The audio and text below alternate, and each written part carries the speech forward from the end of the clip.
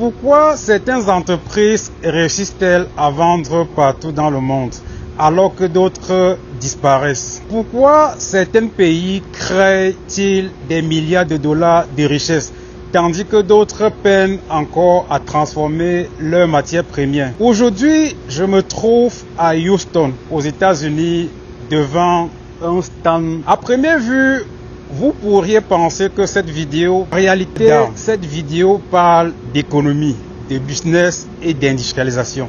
À travers les images que vous allez découvrir, j'aimerais partager avec vous une réflexion importante. Dans le monde des affaires, on ne réussit pas en visant au hasard. On commence par identifier sa cible.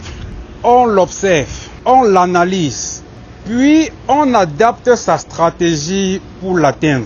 Une entreprise qui ne connaît pas sa cible gaspille son temps, son énergie et ses ressources. Une nation qui ne connaît pas ses priorités fait exactement la même chose. Mais ce stand nous renseigne également une autre leçon. Regardez autour de vous. Regardez autour de vous.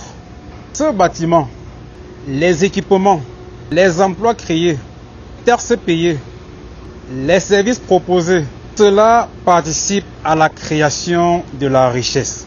Tout cela contribue au produit intérieur brut, le fameux PIB. Car le PIB représente la valeur de l'ensemble des biens et services produits dans un pays. Plus un pays produit, transforme, vend et exporte, plus il crée de la richesse. Et c'est précisément là que se trouve le défi de l'Afrique. Notre continent dispose d'immenses ressources naturelles. Pourtant, trop souvent, nous exportons nos matières premières sans les transformer localement. Or, la véritable richesse ne se trouve pas uniquement dans les ressources que nous possédons.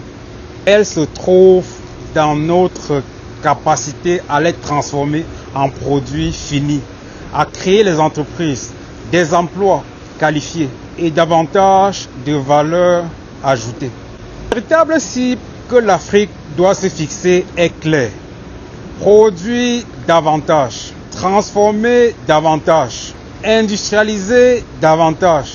Car les nations les plus prospères ne sont pas celles qui consomment le plus. Ce sont celles qui produisent le plus. Je suis Rodrigue Ngmo. Bienvenue sur l'Afrique qui produit.